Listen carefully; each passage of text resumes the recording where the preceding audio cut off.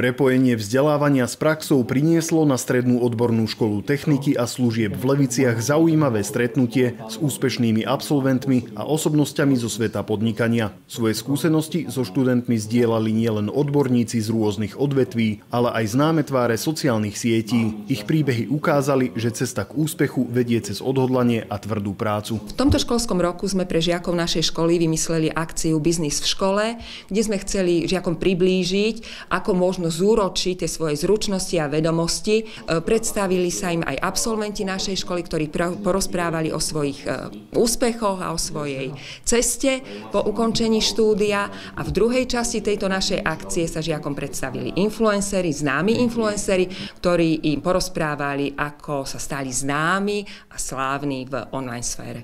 Takže momentálne sa venujem, som osobný tréner, vlastne mám 2 firmy, dá sa povedať. Mojou prácou je gro akože osobného trénera, potom ešte máme krabičkovú stravu, ktorá funguje po celom levickom okrese. Podnikám nejakých 9 rokov, dá sa povedať, takže za ten čas sa nám podarilo vytvoriť vraj 2 úspešné firmy. Máme za sebou samozrejme strašne veľa chýb, na základe ktorej sme sa tam dosť do budúcna aj poučili. Som absolventom tejto školy, vyštudoval som tu odbor marketing a cestovný ruch. Táto škola má hlavne naučila v tom, že je ozaj veľmi dôležité počúvať nejaké autority, ktoré sa snažia vysvetliť veľmi veľa vedomostí.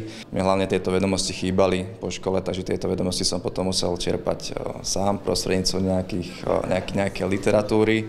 Som bývalá študentka tejto strednej školy, vyštudovala som odbor pracovník marketingu. Aktuálne študujem na Vysokej škole ekonomickej, kde mám taktiež odbor podnikanie v cestovnom ruchu a vo voľnom čase sa venujem brigádne v cestovnej kancelárii, kde pracujem ako animátorka.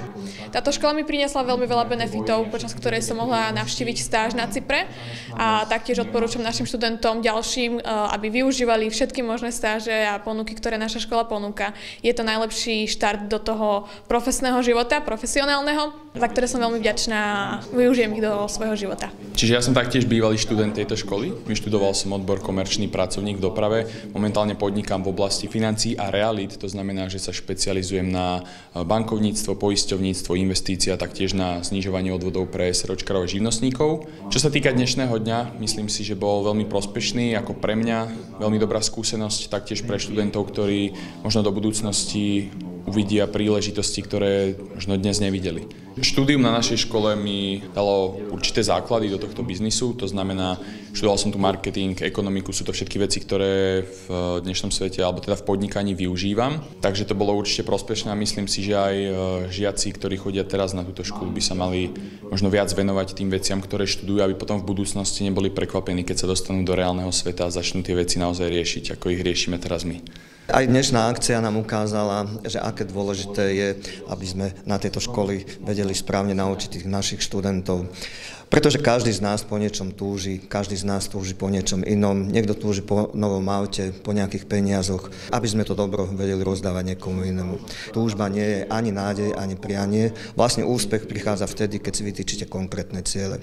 Keď si tieto ciele aj naplánujete a potom sa tieto plány aj zrealizujú a oni sa zrealizujú postupne a systematicky, tak porážka nemôže byť prípustná. A to sme dneska zažili, že sme tu mali bývalých študentov, ktorí sú úspešní vo svojom živote.